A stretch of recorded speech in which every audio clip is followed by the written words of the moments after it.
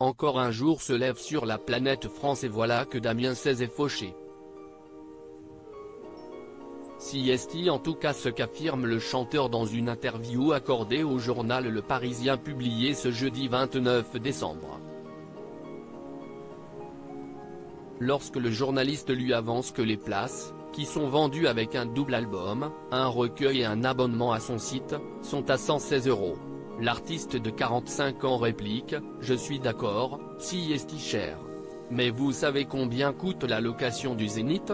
CST pas 20 €. CST 10 fois plus. Ma vie, CST en studio et sur scène.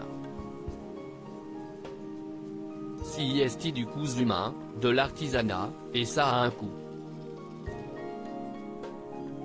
Interrogé ensuite sur l'éventuel succès de son site, payant, le musicien en dit davantage quant à sa situation financière.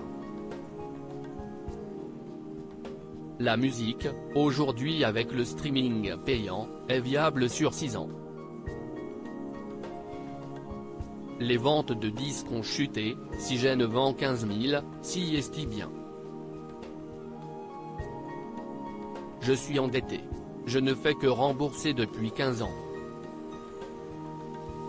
Je n'ai pas les moyens de vivre à Paris, mais je n'ai pas baissé pour autant le salaire de l'ingénieur du son et des musiciens avec qui j'ai la chance de travailler.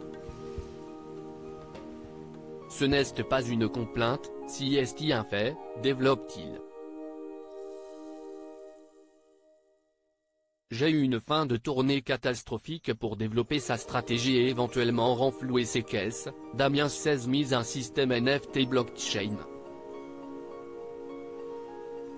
CST l'avenir de l'Internet, explique-t-il.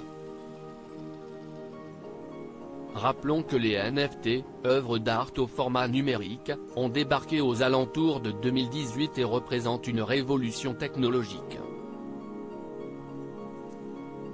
Pour autant, ils sont aussi souvent critiqués tant pour leur impact environnemental, augmentation massive de la consommation d'électricité, que pour leur fonctionnement. Ils reposent en effet sur le même principe de spéculation que la crypto-monnaie. Et au vu de la faillite récente de FTX, qui a fait perdre plusieurs milliards de dollars à ses utilisateurs, on peut légitimement douter du timing tant d'un point de vue éthique que financier.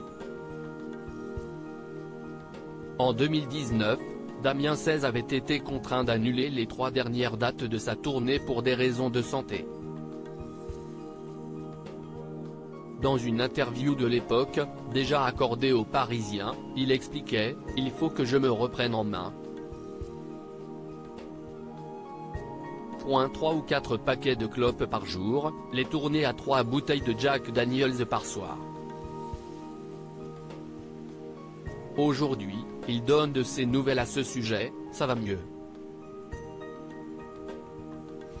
Quand on s'était parlé, en décembre 2019, j'avais en fait le Covid.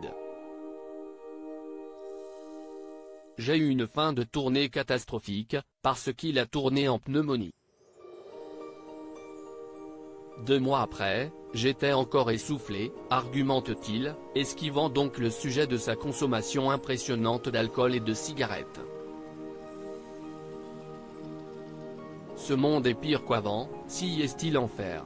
Quand le journaliste lui demande s'il s'est fait vacciner, il répond tout en abordant d'autres thématiques, non. Vaccin ou pas, le pouvoir a séparé les gens.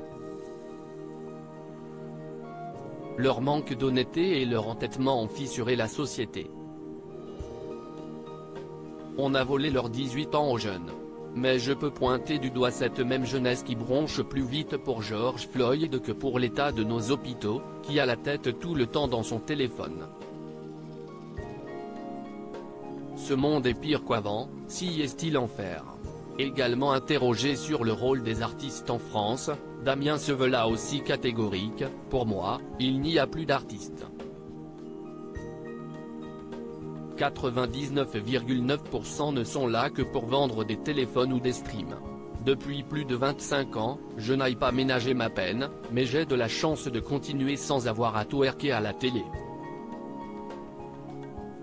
complotiste émérite, on parle quand même de quelqu'un qui a affirmé au premier degré qu'il y avait la 5G dans les vaccins contre le Covid, et réactionnaire notoire, bien qu'on le place à l'extrême gauche d'un échiquier politique théorique.